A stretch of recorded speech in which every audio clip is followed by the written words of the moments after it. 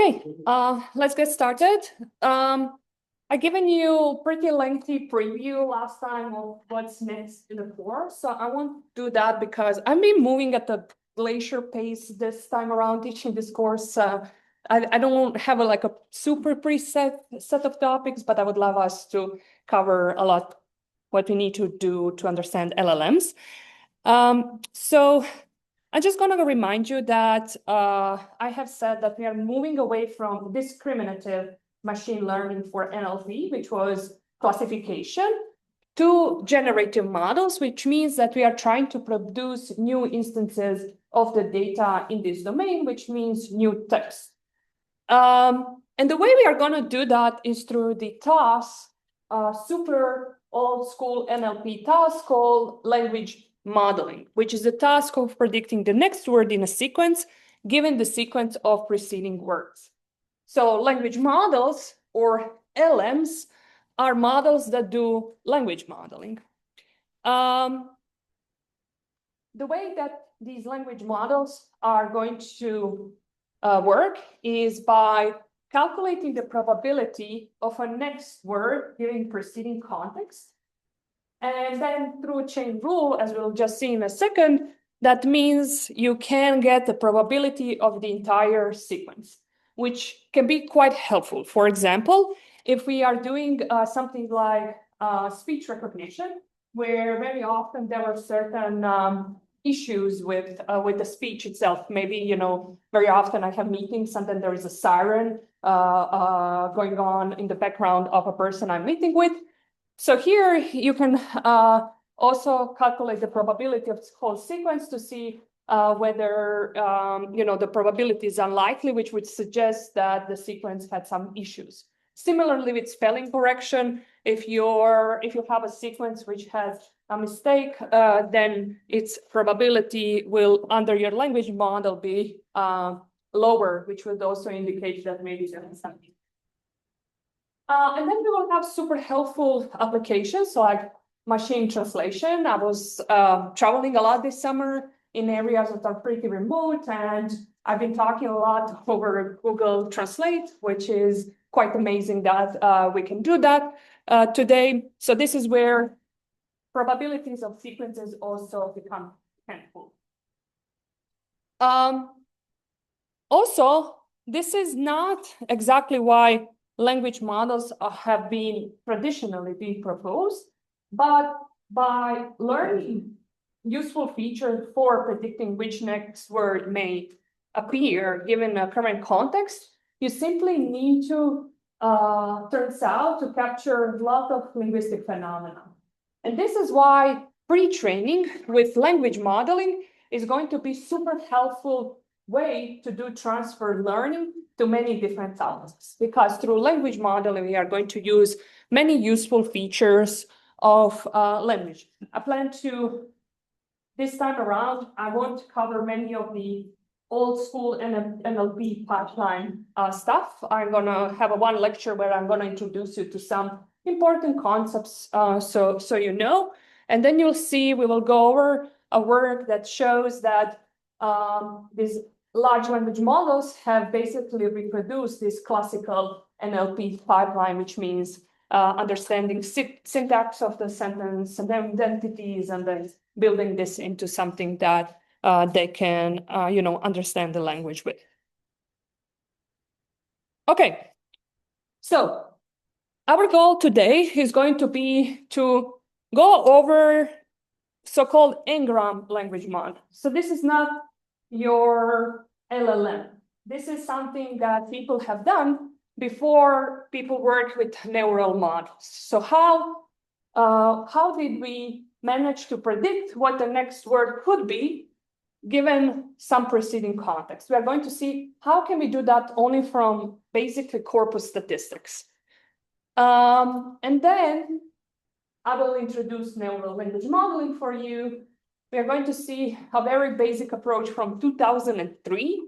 And then we are going to talk about how, given a distribution of our vocabulary, how can I decide what the next word I'm actually going to display, which is a key component of large language models. Okay, so let's start with n-gram language modeling. Quick quiz, unrated. What is an n-gram?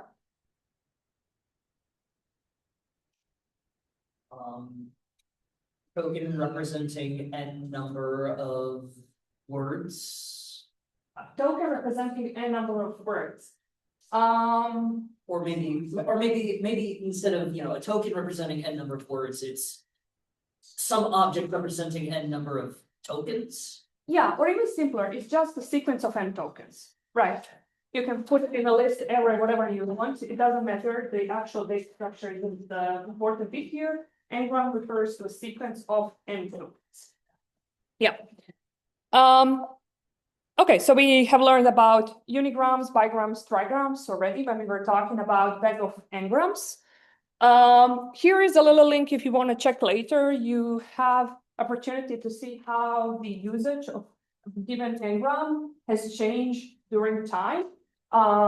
Based on, I think, Google had this massive collection of books, which I think ended up being really controversial. I don't remember the details, but you can see, for example, if you search a newer n-gram here, how like it counts in the past were almost zero and then suddenly they increase. So it's kind of a cute little demo if you want to look into it. Okay, so the question we ask is what's the probability of a word W given some history H? And what's the probability of the entire sequence? Okay, actually, let me see whether you have an idea. Imagine I have a corpus. Again, quick quiz. If I would ask you what a corpus is, you would say a large collection of written text. Let's say I give you one of these corpuses. Do you have any idea how you would model a probability of a next word given some history just from statistics that you collect in this corpus? This is a super, not open-ended question, but there is no reason for you to know this. I just want to see whether you have an idea. Yeah. Use like a Markov chain modeling to do like some sort of like autocomplete or next token prediction kind of. Okay, so Markov assumption will come in handy. Markov assumption says if I have a probability of the next word given a sequence of n word, I can approximate it as a probability of a next word given a few preceding words instead of the entire history. But how would you go about calculating that probability from the data? I see your hand. Yeah, let's see what you guys are saying. Okay, all right. Say I was doing the bigram prediction, like next word prediction based off of the bigram. I would look at every time the bigram appeared in the corpus of text, and would count which word followed it. Yeah, so we would basically have this count. So if I'm wondering what is the likelihood I'm gonna see this word in the history, well, I can check how many times that actually had happened in the data itself, and then use some kind of normalization to get actual probability between 0 and 1, right? The more often a given word appears after some history, more likely I should say under my language model that should be the word that I'm going to predict. Okay, so this is the idea.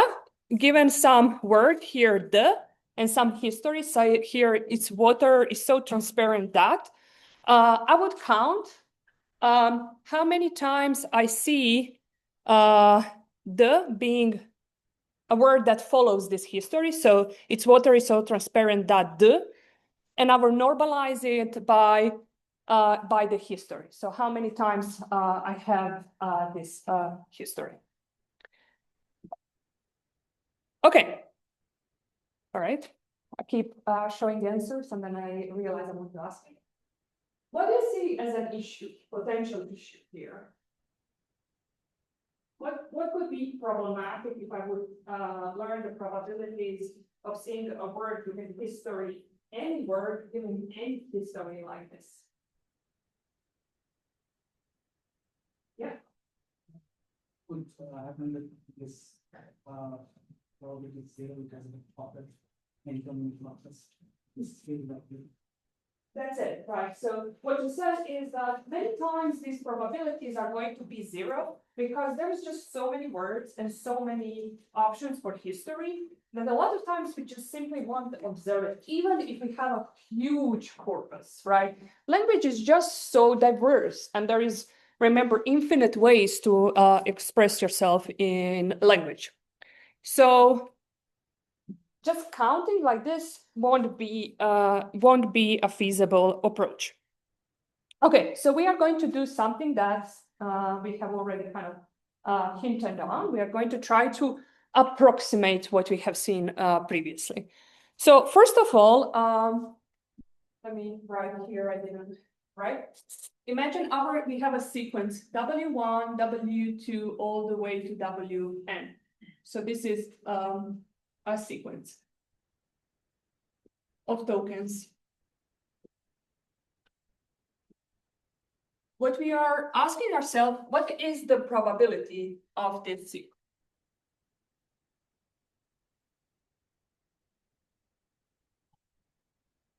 With the chain rule, I can decompose this into probability of seeing the first word times probability of seeing the second word, given that I have seen first word, times probability I see third word, given I have seen first word and the second word, all the way to probability of seeing the last word, given W1 until Wn minus 1. And what I'm saying is that this history, W1 to Wn minus 1, eventually this can become really large. And seeing such rich history with various possibilities for next token, that combination might be really, really rare in the corpus, which means, given that we are giving these probabilities, we are equating them with counts, this would become 0 a lot of times. However, if I have 0 here, what happens with the probability of the sequence? It's to 0. It gets to 0 too. So if I want to model probability of sequences, and I get a language model which always says it's a 0 probability, that's a hardly useful language model, right? So this becomes an issue. And then we have heard Markov assumption. You probably have heard Markov assumption many times during your CS education, at least. Can someone remind me what Markov assumption says?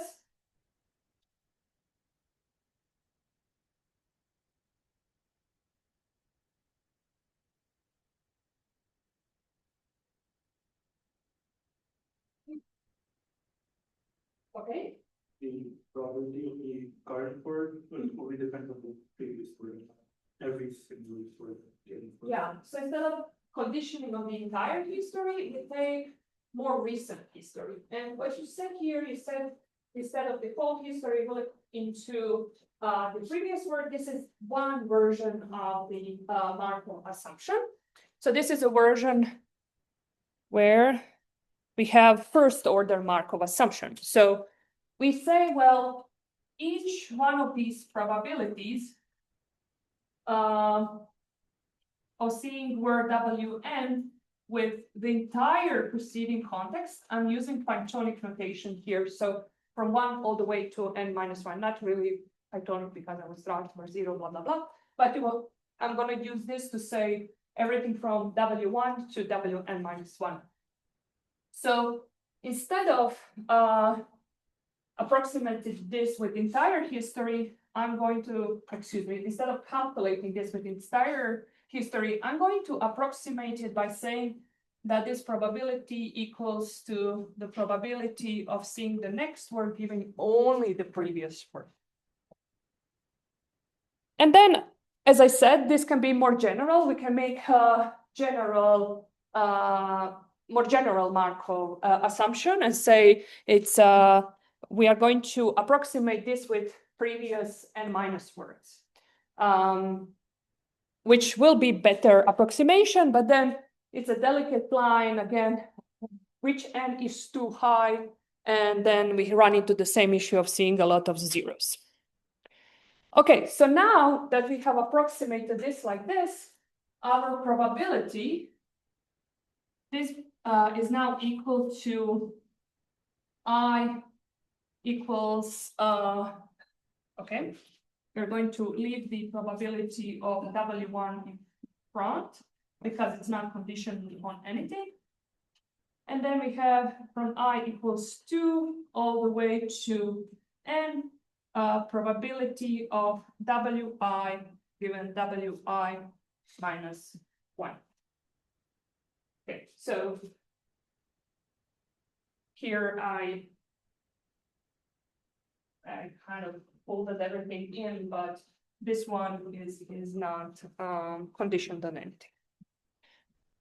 Okay, so now that we have made this assumption, we can go back to making our, doing the counting again.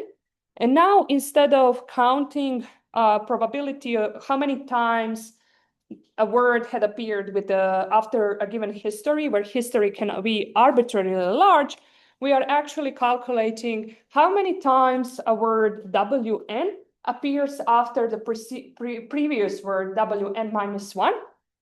And to have a notion of probability, we are going to normalize this by the number of bigrams where Wn minus 1 is the first word in that bigram.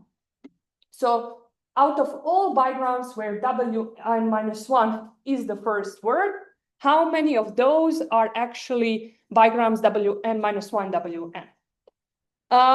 This requires a little of mental gymnastic to see why this is the same thing. I will try to say it, maybe you won't then understand it, and then I would recommend that you try to think about it yourself. But basically, if I'm counting a number of bigrams where W1 and minus 1 is the first word, basically then that's equal to the number of times Wn minus 1 appears in the corpus. These two things are the same. Again, I feel like this never lands, but I don't know how else to make that point clearer. In any case, this is now our estimated probability for seeing the word Wn after the word Wn minus 1. And this is called relative frequency estimation.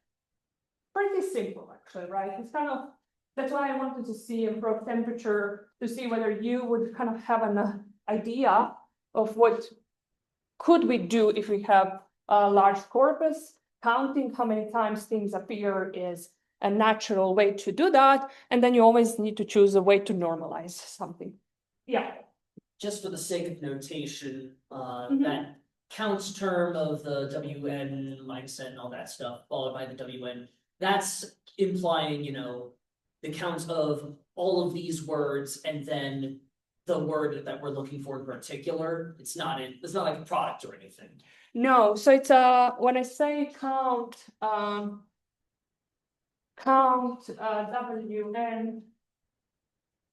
so write it here maybe. Oh, I'm full, but not. So if I say count of Wn minus 1, Wn, this Wn minus 1 and Wn refer to specific words in the vocab. So that can be like nice lake, right? So these are particular instances of these words. And I'm looking in my corpus, how many times I see this bigram, nice lake, how many times I can observe it, right? Okay. Yeah. So number of times a specific Wn minus 1 Wn is observed in the corpus.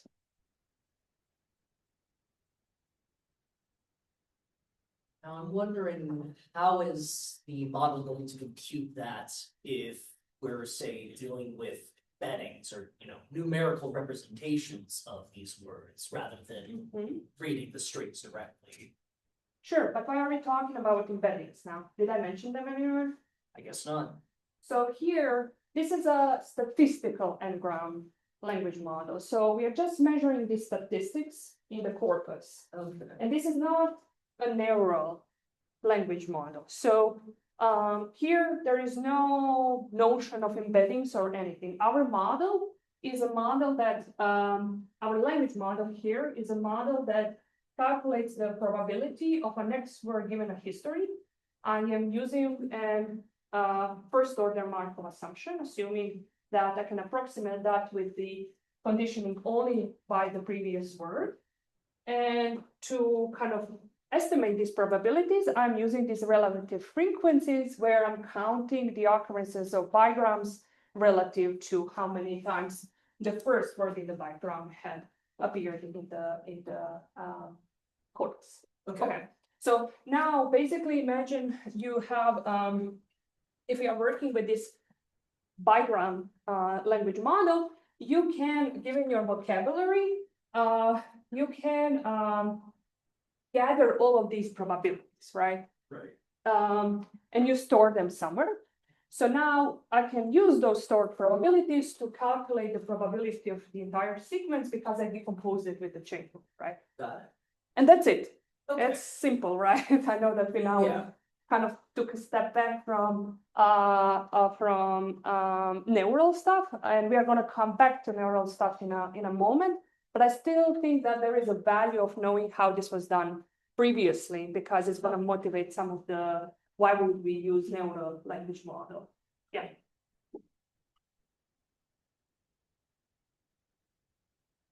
Okay, so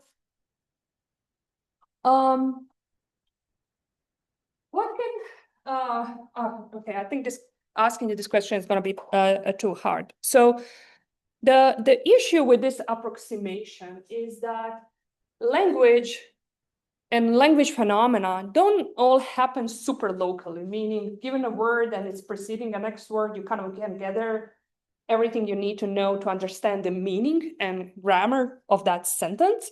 So sometimes assuming that you can measure this probability based only on the previous word, it's really limiting. So here I have sentences, gorillas always like to groom their friends.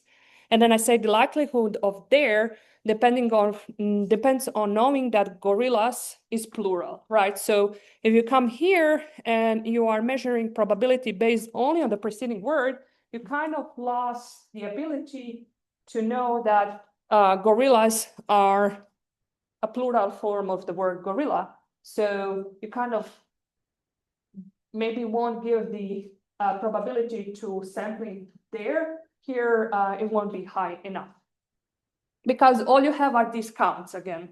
So focus on what you have. The probability is the probability of seeing the next word, here the word there, based on history. And I'm saying that you should know that the history includes word gorillas, but you would know that only if you are counting 1, 2, 3, 4, 5 preceding words, meaning that you would need fifth order Markov model. And then here, the computer that's on the 3rd floor of our office building crashed. So the likelihood of crash, depending on knowing that the subject is a computer. So if you see probability of being crashed given building, that's possible, right? But it's more likely something else, some other verb is more frequent in your data that you would then use for as a higher probability word here. So building maybe is cleaned is more often something that occurs in the data. And then if you would just look at the probability of next word, given preceding word building, maybe you wouldn't give such a high likelihood of sampling crash here. And here we need really, really long history, right? And then in some other languages like German, where you have this concept of splitting verbs, where you put a verb, one verb part in the second position, and then the other part of the verb at the end of your sentence, you can have really long history, and which can complicate things. Okay, so the argument here that with the low n that we use for our Markov assumption, the resulting LM would offer probabilities that are too low for these sentences and too high for sentences that fail basic linguistic tests like number agreement, which refers that your verb and the corresponding subject are in the agreement. So you can't use here, if we had gorilla, a gorilla always likes to groom its friends, then if I use gorillas and its, it wouldn't be in the number agreement. Okay, so we are kind of running in circles here, right? Like I say, okay, I'm gonna count stuff, but to count stuff, I won't see many combinations of words, and history is super long. So I'm gonna use Markov assumption, but now I'm kind of almost in a contradiction with myself, and I'm saying, well, if I take too low Markov assumption, then I simply can't model probabilities well, because there are these linguistic phenomena that simply require longer range dependencies. So again, we might want to take larger size for the Markov assumption, not as large as the entire history, which can be like 30 tokens, right? That's super long. So we might say, all right, we need slightly larger and for our Markov assumption. And let's deal with this issue of these probabilities being zero in some way. And that way is called smoothing. And the problem of having a lot of zeros with language models assigning a lot of probabilities being zeros is called sparsity problem for language models.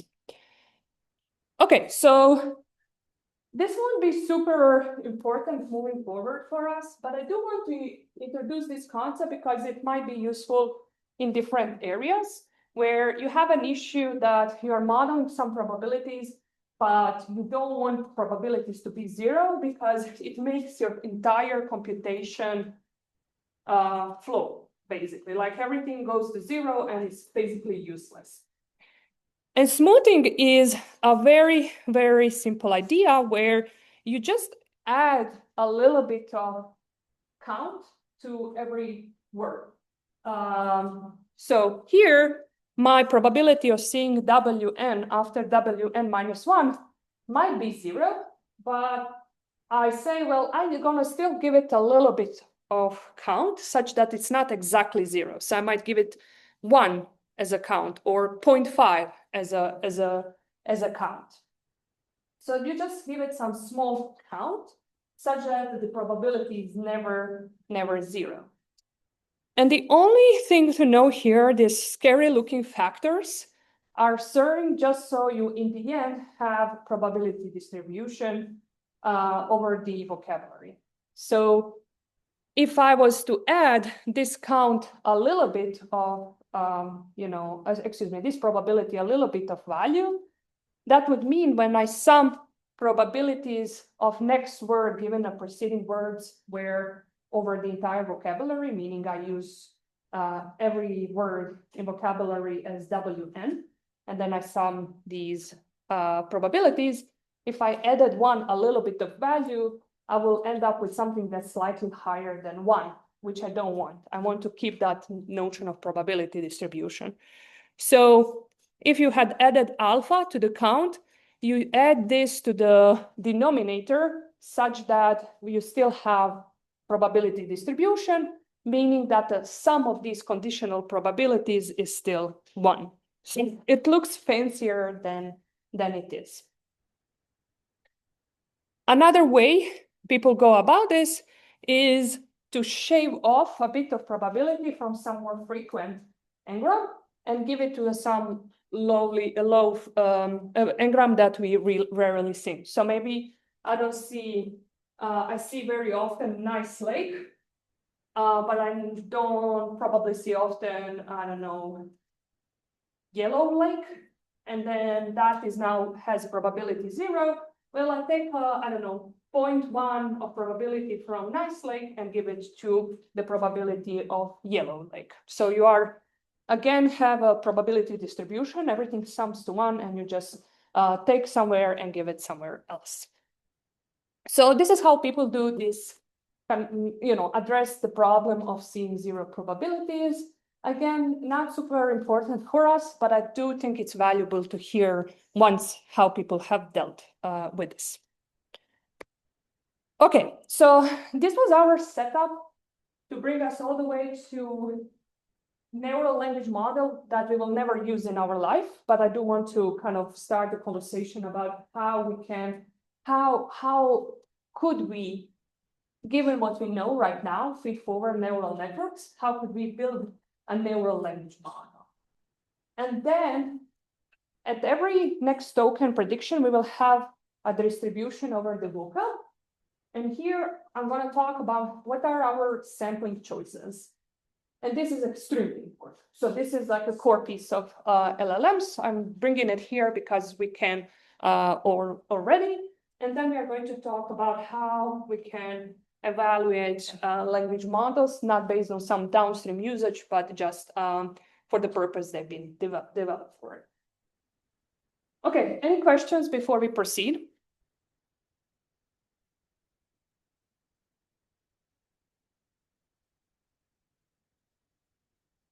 Okay.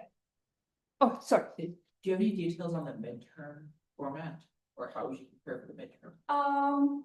I will share more about midterm, but not now. You can prepare by reviewing the materials. So I will ask you stuff that come only from lectures, so nothing outside of it. So slides, recording, that's the material to be preparing for the midterm. Is going to be all about knowledge, like reasoning about concepts we have learned. It won't be anything programming, like I won't ask you to program anything or look at any pseudocode or anything like that, because that's what practicums are for. And then when we get closer to it, I can share a bit more about the format, but not yet.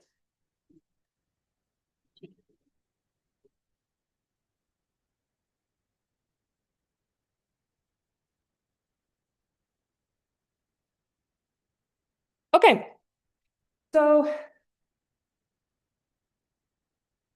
this is going to be very vague illustration of what we are going to try to do with language model. But basically with language model, we are going to start with some beginning of sequence token. And then given that token and its representation, now we start to go back to embeddings. This is where embeddings become relevant again. Given the embedding of this beginning of sequence special token we have added into vocabulary, we are going to pass it through neural network, and we are going to predict which next word should appear, which means that we are going to build the probability distribution over the vocab, right? I keep saying this, I just want to make sure that that is clear when I say that. That means that I have probability for every word in the vocab to appear as the next word. And when I sum all these conditional probabilities, they should sum to 1, right? So in that sense, I have probability distribution over the vocab. Okay, so I do that, and then let's say I predict Sylvester, then I add the word that I predicted to the beginning of sequence at the inference time, and I now have BOS, beginning of sequence token, and Sylvester, and based on that, some shared representation of these two tokens, I am going to predict what the next word is. So next token could be Stallone, and then if I have, I again extend my history, which is now BOS sequence with Sylvester Stallone, and I need to predict the next one and so on. Okay, so now you know what feed-forward neural networks are, and you know how to use them for classification. What's the first thing you notice is different here? Yeah. Instead of like outputting the 0 or 1, it's like be able to output somehow like a random. Yeah, so first thing, it's not just like two classes.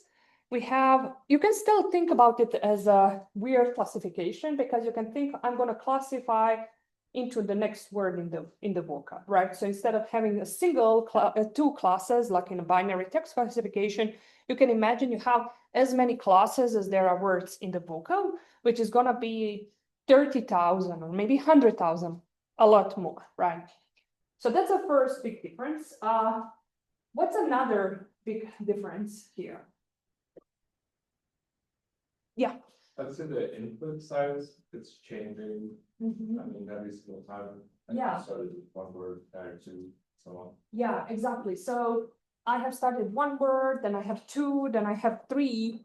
And I need to somehow understand what these words together for me to be able to tell what the next word is, right? So what are some ideas? How we will first, maybe what you know now, represent a few words together. What we have done previous. Average and then. Yeah, previously we averaged them, so maybe we can do something like that, right? So I will show you how these authors, Bengio et al., you probably have heard about Joshua Bengio, have done it in 2003.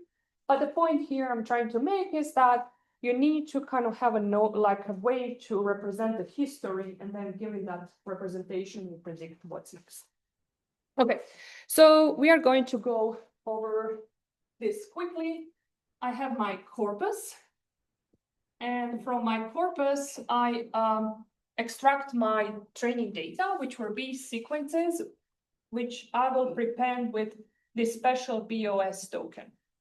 So BOS token is a single token I add to the vocab and I give it some index. Okay, and then we'll have word 1, word 2, all the way to word n, and I will have many of such examples, right? From I equals 1 to n.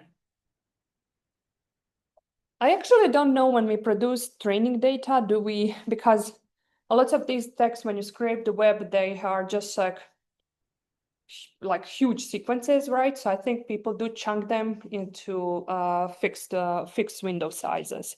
So I do think that actually n with here is typically same across many instances, but I'm not 100% sure. And our goal is to find a language model such that given our starting BOS token, I produce W1, which means that, I should say like this, W1 had probability of seeing W1 given BOS is high under my language model. And just to be clear, my language model is a neural network that gives me these probabilities, right? Then when I see BOS W1, I want to output W2. And I want this to be the case because the probability of seeing W2 given the BOS and W1 is high. And so on. And so on. I would repeat this. So the neural architecture we can use here is as follows.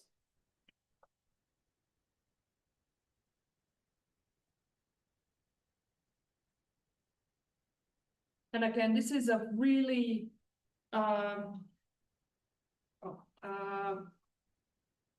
really old initial approach that we don't use anymore. But I do want to see, like, for you, how we can use the techniques we have so far to do this. So it's already 12 years.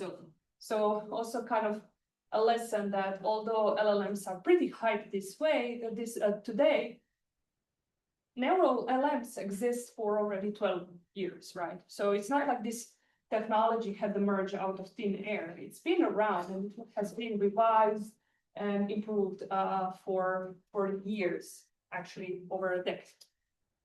Okay, so for every position, decoding position, D from 1 to n.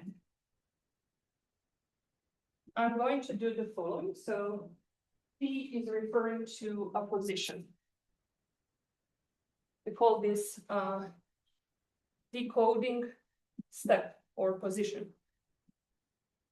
Let's keep to a step. I think it's more common. So for every decoding step, meaning I'm trying to predict what the next word is given the BOS. So here, this is the decoding step 1, this is the decoding step 2, and then we would have 3 and so on. First thing I'm gonna do is produce some kind of representation of my history or context. So I will call it context. And what they have done in this paper is they decided, well, we will also, like in Ngram language models, we are going to set some hyperparameter n and look only at n preceding words. So they did that and they concatenated instead of average the representations that came before this decoding step. So we would have for n preceding tokens, we would have embedding of token W t minus 1. So that's the preceding one, right? And then we would have concatenate with embedding of W t minus 2. And I would embed all the way to embedding of, excuse me, guys, I have, oh yeah, that's right. W t minus n plus 1, right? Yeah. By concatenating, we mean, you take this embedding and then you stack the next one and so on. The reason, I'm not like 100% sure this was their logic, but the reason why I would concatenate a net average here, because it's really important to know which word came before which one here, because we are now trying to predict the next word. And it's really hard to predict the next token if you don't have any information about the order of the preceding words. If they are just scrambled, like they are with averaging, and you lose the sequential information, then I would say it becomes really hard to say what comes next. Yeah. These embeddings of these words, they're vectors, right? Yeah. So when we concatenate them, it's, we're Mhm. concatenating a series of like n-dimensional vectors together. And I guess we understand the order because all these embedding vectors should have the same size. So we can say, okay, this many this many numbers in this vector corresponds to this word embedding, and then the next one and the next one. Yeah, you're right. So it's a little bit hard to, now try to visualize all of this, but remember, we are going to actually, I haven't finished here, I just want to say, but I will take a little digression. We are going to train the model to predict the actual word we have observed at that decoding step to be the one that should have a high likelihood of being predicted. And then you are right. So here we are going to have a stack of n d-dimensional vectors, right? So we'll have, imagine these are d, d, d, and so on, and the whole vector is n times d. Okay, you didn't warn me that I overloaded n. So here n means the sequence length, but here it means for basically similar to Markov assumption. What is the length of the history? So I'm going to change this to m. Okay. Okay. M is the history length. So here we have a vector of times n times d. And this is what I produce here. I'm going to linearly transform it in just a bit, but I'm going to get another m times d dimensional vector. And I'm going to teach this neural network to, when it sees this kind of a vector, to output the word WT. Okay, that's what I'm going to teach the model. And then what you, I suppose, wanted to say is basically the model will then notice certain things have appeared here, and then certain things have appeared in this part of the embedding.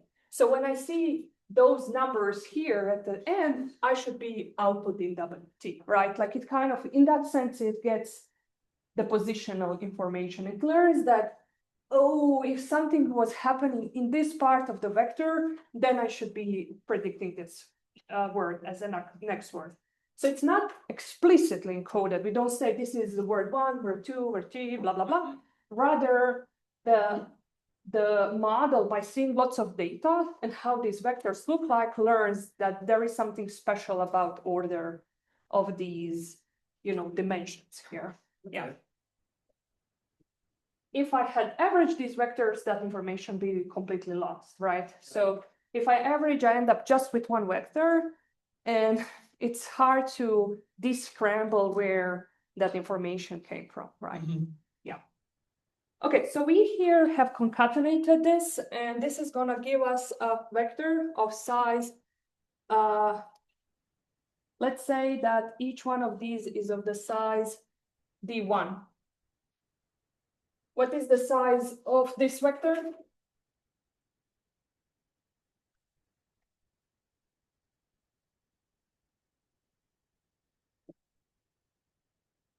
It's the number of embeddings n. Yeah. Yeah, exactly. So M times d1. m times d1. So here I have concatenated m of these vectors. Each one is the one-dimensional. Therefore, this is m times d1. And I want to linearly transform it with my matrix W to produce a d2-dimensional vector. What's the shape of this matrix gonna be then?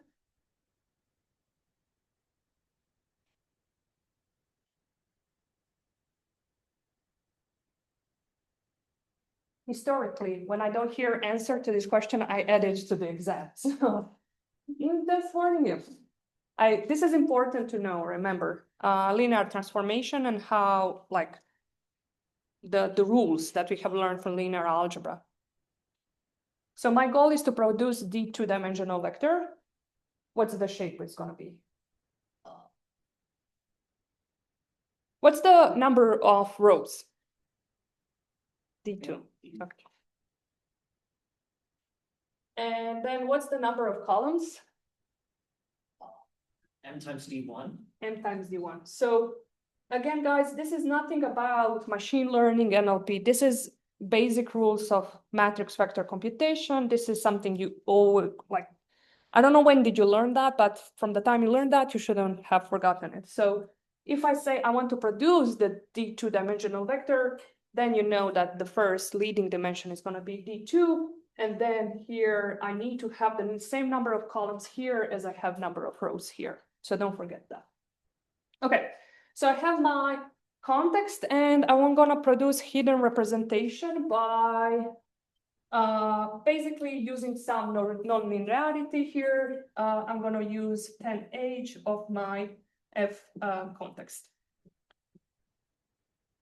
What's the size of this one?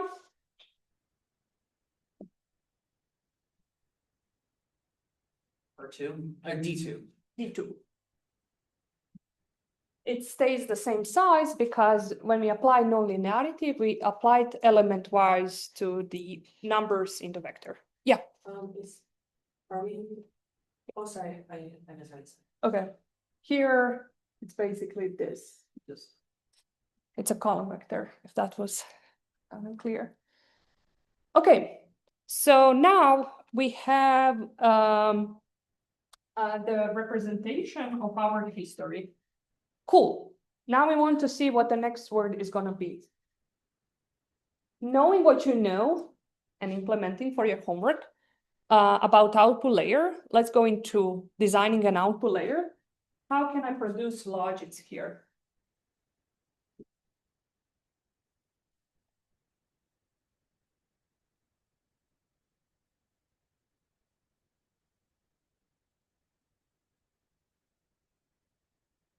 It's going to become relevant, but a little bit early for softmax, right? Like what does softmax does? It squashes the values between 0 and 1. Yeah, it'll squash the logics. Yeah.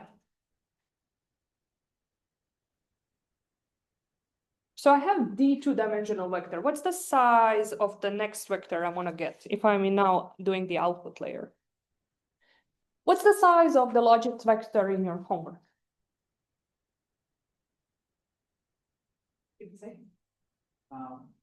Investment. So second? Investment. Yeah. Binary plus 3. 2, right? And this is export direction to the size of. Right, yeah, so there isn't anything crazy here. We have previously tried to have probability distribution over the number of classes. And we kind of have the same notion here, except the number of classes is the number of words of the vocab. Okay, so now we know that I want to end up with the vector that's of the size of the vocab. What should I do?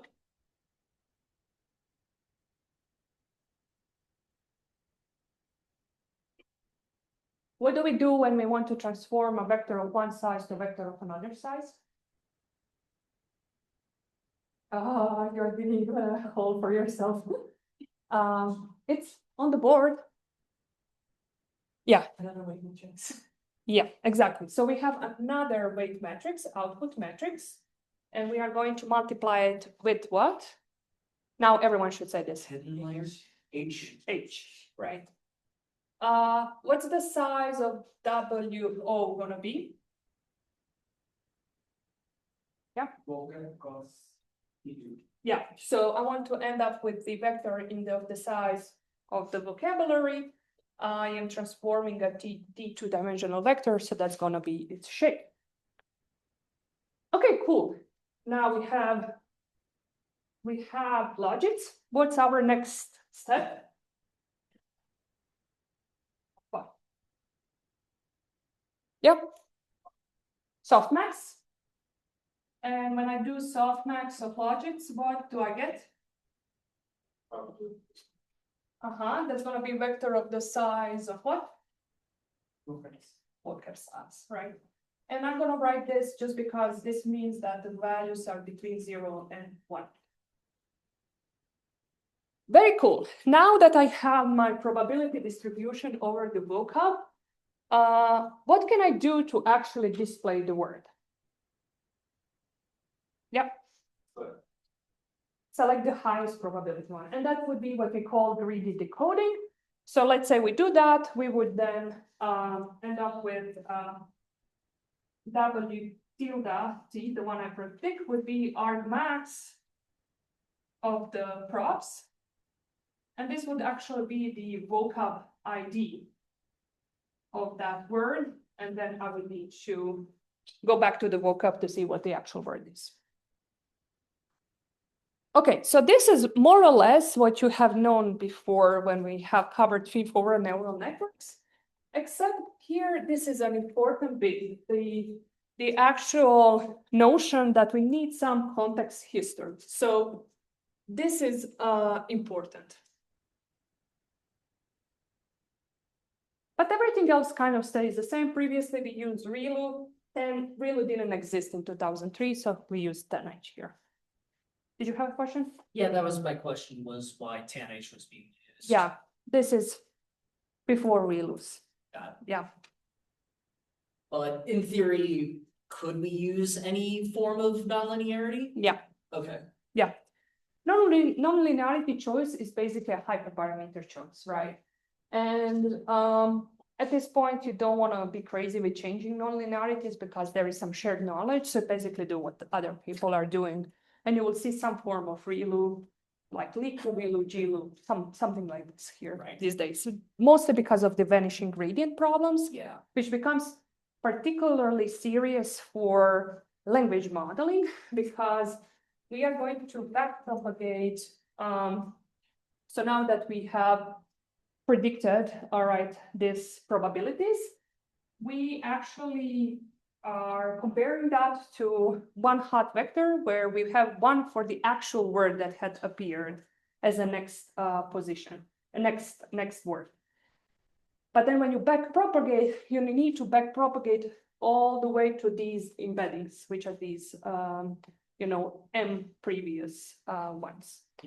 So that's a lot of chains, that we are doing, which then as soon as one becomes too high or too low, everything gets messed up, which is why we don't like TANH and other nonlinearities that get those saturated values. Yeah. Okay. So I'll also share what these dimensions have been in their paper. So D1 was 30. So they started with 30-dimensional embeddings, and embeddings were random, and they were treated as the weights that needed to be learned. Why not word2vec? This is a silly question, but didn't exist, right? Like 2003, like we didn't have a word2vec. If they had word2vec, they would use them, right? So like there is really no reason to use randomly initialized embeddings. So they randomly initialized theirs to really small size, and then they learned them. Their M was 5.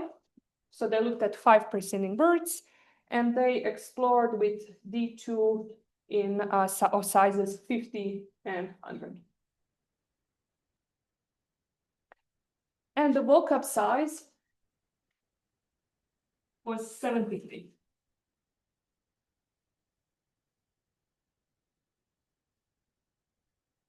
This is really small, all of this, right? So when we start looking at language models, you're going to see D2 here for our smaller language models is going to be 4,000.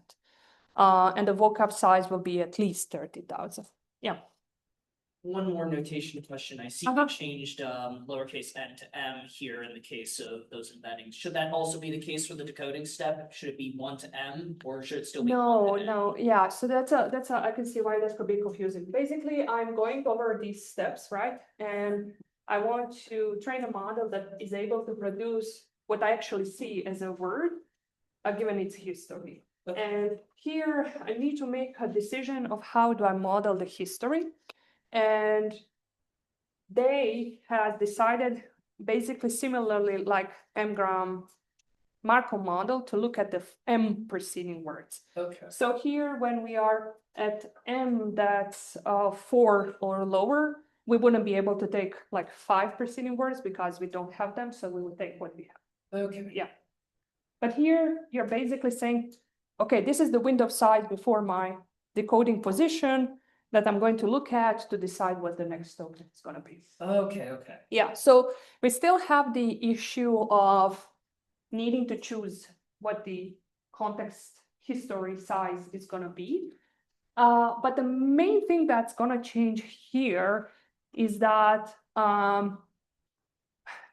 neural networks don't give really 0 probabilities. You will always see a little bit of something in your probabilities vector. So you kind of are fixing that probability being 0 problem. But also in another way you are fixing it, and this one is less obvious. So here you have these embeddings, right? And if you see something that's a little bit more rare, as long as one of these embeddings is something you know more information about, you can kind of infer, well, what could be the next token, right? So although you haven't seen these exact diagrams, because we are not counting anything anymore, it's about, oh, these embeddings capture these concepts, right? The model has a capacity to overcome the fact that not necessarily has seen all of these in the exact same way previously, right? Because it's not so rigid. There is a little bit of flexibility and sharing what we know. So that's another big important change over here. Now, I won't derive any gradients or anything. I would just remind you how we would then go about, changing our weights. So here, our embeddings are the weights, and we have this matrix that transforms the context, and we have the output matrix. So basically here, we get this probability distribution, but we are deeming whatever was actually decoded at that step as ground truth. So you can imagine the vector, one hot vector, meaning vector of all zeros, except it has one where the word at that decoding step had actually appeared in our training instance. And you are comparing your probability distribution with that distribution using, again, negative log likelihood, which is, again, just cross entropy because we are dealing here with the logistic regression. And so you have your loss the same way you had it for binary classification. And then you are changing the weights by backpropagating, right? So you are going to change the weights these ones and all of these embeddings in the process of back propagation. Okay, so now that's my whiteboard work. There are few important details here that I will go over.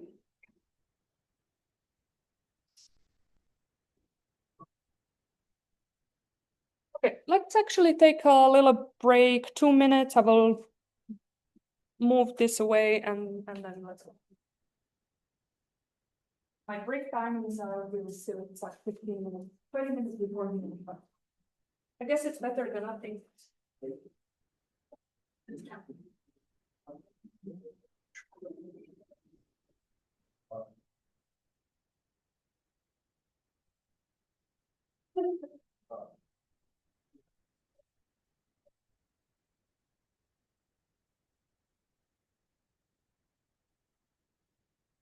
Yeah, that's pretty cool.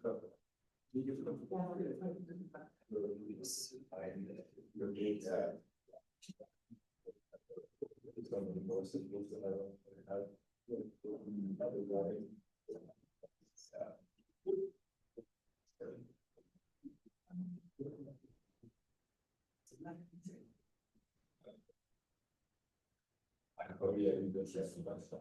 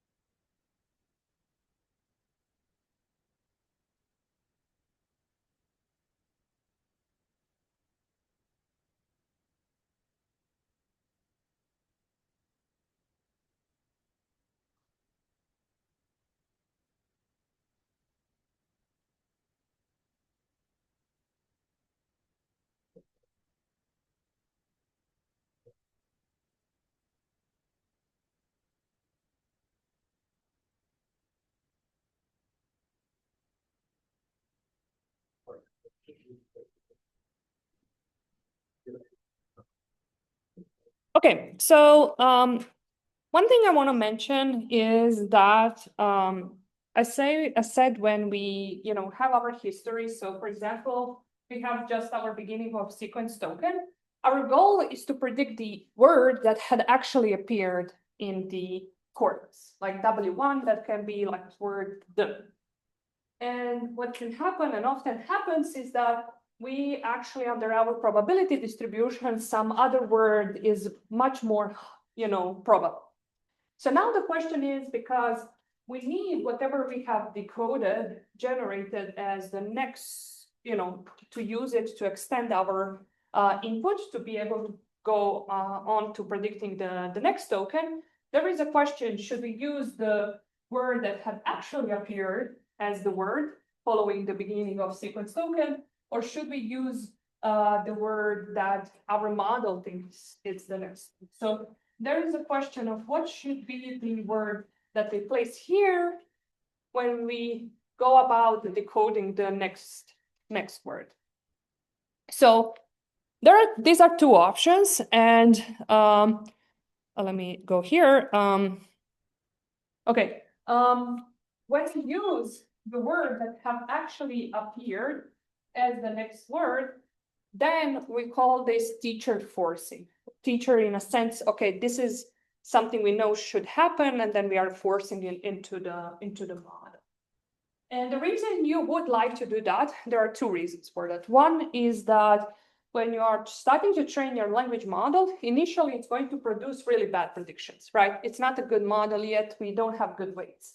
So using whatever rubbish the model is generating here can kind of make everything really bad. So this is the first reason why you might want to use the actual generation, what actually had appeared in the corpus. Another reason why we use teacher forcing a lot is it makes the training of these model way faster. And what do I mean by that? Is that you need to generate things to be able to construct these inputs to predict what the next word is going to be. You just can construct it all and get all these forward passes, collect these losses, average them, and backprop. So computationally, not needing to generate then construct makes training much faster. Yeah. So is the only reason then that you're generating those next predictive words is to go through the steps of, computing the loss, updating the weights and all that stuff? You're not actually using those predicted outputs during training time? Like, what's the point of, say, generating is after the word Stallone if you're not even going to be using that while training? Yeah, so again, there are two options. You can use the one that had appeared as the next token, or you can use the one that your model has generated. If I choose the first option, you are right that during training, I don't need to generate, I don't need to sample the actual word. I still need to calculate the probability distribution, but I don't need to sample from it during training. Okay. So if I use teacher forcing, meaning I add the word that had actually appeared as the next word into my input for the next decoding step, then I don't need to sample here, but I do need probability distribution because that gives me the loss, right? Yeah. So, and again, the reason why I would do teacher forcing is because initial generations by my language model are going to be bad.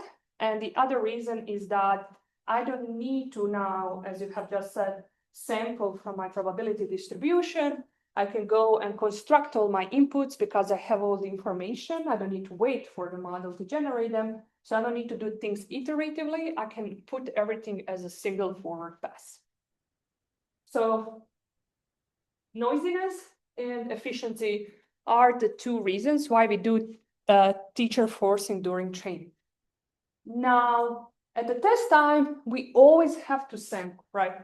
At the test time, we don't know what the next token should be, right? Like we do, there is data, but the goal is to actually predict something. So at the test time, you're always going to do the actual sampling. Now, reason why you might want to also be hesitant to do teacher forcing during training is that if you are always using teacher forcing during training, then at the test time, suddenly the model is getting what we would say out of distribution examples, because these inputs are no longer these nicely crafted texts that come from a human author. They are now something sampled from the model. And that throws the model off. Now these tokens, because your language model won't be immediately a perfect language model, even after training, it will still be different than a person. It will be confusing to a model to now see this different language usage. Yeah. This, I guess, sort of answers my question, but let's say you were fine-tuning a model to do a specific task. Yeah. Would you not teacher force then in that case? Yeah, so this is going a little bit ahead. We didn't talk about pre-training in depth yet. So yeah, if you have your pre-training language model and now you're just fine-tuning it for the language modeling, first of all, it's already a good language model, right? So you wouldn't need, noisiness is an issue, but the efficiency is. So these days, I think we will almost never use teacher forcing as far as I know, just because we don't want to do this iteratively, like generate next token, then craft input, then generate, like instead you just want to batch everything, forward pass it, backward pass it, and call it a day. So these days, teacher forcing is maybe like not so appreciated. But if you are pre-training, like you end up on a pre-training team and you start from randomly initialized weights, it is something to consider. Yeah. So because neither teacher forcing or using the generation is perfect, around 2015, people have used something called scheduled sampling, where gently during the training process, they would switch from teacher forcing into using predictions. In this way, you kind of overcome the noisiness, but then by the end of the training, you are also kind of, your model is getting used to its own generations rather than human written text. So yeah, this is some implementation detail that you need to know of. And then again, teacher forcing is going to be super helpful, because once we start to work with scale, doing things iteratively, no one has time for that. We need to be faster. Okay. Now we get into super useful stuff. Not that everything I just said today wasn't useful, but the next topic should be exciting, which is we have said that when we have this, this is just a visualization of the output layer here. So we have some kind of representation of the history, and we are multiplying that by the event matrix to get the vector of the size of the vocab, and then we are squishing it with softmax. And we get the probability distribution over the vocabulary tokens. And the question is, what should be displayed? So every time you use ChatGPT, before every word you see, there is an operation like this. And then there is a modeling choice of what will actually be shown to you on the screens. One option we have mentioned today is greedy decoding. So here we would have this probability distribution, and then we would just output whatever is the most likely word. The issue with greedy decoding, like with any greedy algorithms, is that you make locally good decisions, but not globally. So here in this visualization, we have and then it's followed by nice. It has the highest probability of 0.5. And then woman comes here with 0.4, but there might be some other path where you multiply these probabilities that would give you a higher value. So for example, here, the dog has 0.4 times 0.9 is higher than 0.5 times 0.4. So you have made this decoding step, greedy decision, and you didn't kind of take into account that you are actually interested in the highest probable sequence. After all, right? Like you want to, when you get a response out of ChatGPT, you want the best response overall, not a response where every decision you had a good probabilities. So one commonly used approach here, a nice simple extension, is to say, well, how about I use greedy decoding, but I record three most probable positions. So I see here, I'm going to take the dog, but I'm also going to record the nice, which is the second most probable word after the word the. And then at nice and at dog, you also record the two most probable next words, and so on. So it kind of becomes, you are branching and branching and branching, and you are going to end up with many sequences, and you have all these probabilities along the way. Remember, because of the chain rule, we just multiply probabilities to get the probability of the entire sequence, and then you can retrieve whatever sequence is the most probable one. So this kind of helps you with overcoming the issue of choosing just the choosing a sequence which was only at a certain decoding step highly probable. So the issue people have observed with this beam search kind of decoding is that there is a lot of repetition. So I can tell you when I would go to conferences 2018, before, even with BERT and first pre-trained models, we were still not good at generation. We were better at classification. You would go to a conference and the best generation paper that would show output, it would be a lot of like or a. There was a lot of repetition. It was hardly imaginable that we'll ever have what we have with ChatGPT today, given a state of the things just 6 years ago. And repetition was this huge problem. You would see like, oh, the is the most probable word, and then again, it's the most probable, and even if you multiply, keep different paths, it would still be the most probable sequence.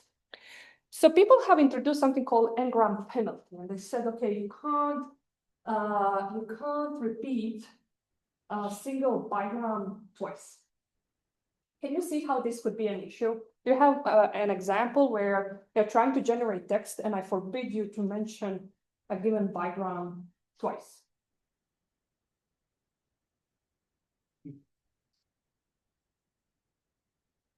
Like what kind of text? Just think of like an example where you could imagine producing text where you would mention bigram more than once. Yeah. You can see a movie and say like the movie was very, very good. Mm-hmm. And similar text things where gave it words for explanations in since those things would already. Yeah, very specific phenomena where that would be kind of annoying that I restrict you my language model, how it can express itself. On a more basic level, I would say, like, imagine you're trying to write something about like New York City, and then you forbid that you can mention New York more than once. That's hardly possible, right? Like I'm gonna keep mentioning, if I'm describing the city, I'm gonna say the city more than once, right? So it's really, really impractical, especially with text generation where we want this expressivity. And okay, on a more foundational level, what has been observed in 2020 by Ari is that this kind of sampling is not how people go about producing language. So I think I'll have a display of that. So here, bear with me. I know it's really late in the lecture for something like this, but what is shown here is decoding steps at the x-axis. On y-axis, you have probability under some language model. If I take human written text and I use that language model to measure the probabilities of human produced next token given preceding tokens, these are the probabilities you would get. If I use the language model's probability sampled by beam search, you get the blue line. What's important here is that human probabilities are fluctuating. Sometimes we just like to use unusual word, it gives some kind of flavor to our, the way we use the language. So we don't use always the most likely word, right? Sometimes we like to switch things up a little bit. So we are going to introduce the notion of sampling from distribution. So you think about your probability distribution over the vocabulary, and you introduce some notion of randomness, and you sample from this distribution. If I do it randomly, it's going to create some kind of gibberish. So I can't just randomly sample, that won't work. That's not how language works. I can do some kind of tweaking of my softmax. I'll come back to that. But maybe what seems most logical is that you say, well, how about I take whatever I thought most likely tokens, top 3 most likely tokens for this given decoding step, and I sample from them. So I will always choose some words that make sense there. They have enough probability, but I'm not going to always pick the same one, right? Like I'm going to pick, depending on how many times I sampled, a different one and given what their probabilities are. The issue with top case sampling is that your probabilities here can look quite different from a decoding step to decoding step. So here they are what we would say pretty flat, and here they are pretty peaky, right? So if I take top 6 words, top 6 tokens as the ones I'm going to sample from, here I would sample a lot of these, a lot more of the alternative options than here. Here I would end up with something that's almost like reading, right? Because it's so peaky. So to make this not so variable across decoding step, something called nucleus sampling was introduced, and is to this day what we use as a sampling strategy, like ChatGPT uses it. Where instead of taking a fixed number of top tokens to sample from, you choose number of tokens at a given decoding step that together have certain probability mass being above some threshold that you set. So that p-value here is something like 9, if I set it to 0.94, here I would choose many more probable options, and here I would choose less, and I wouldn't end up choosing these ones, which are really low probability, but if I had fixed number of Ks, like I did before, like 6, I would choose this one, which would be inappropriate for this decoding step, where 6 here would actually be too few to sample from. So nucleus sampling is something we use to this date, and is a reason why when you sample from ChatGPT for the same prompt, you almost never get the same answer because there's some sampling going on. Okay, thanks for staying a few minutes longer. And let me know if you have any questions about this. I'm going to stick around. See you.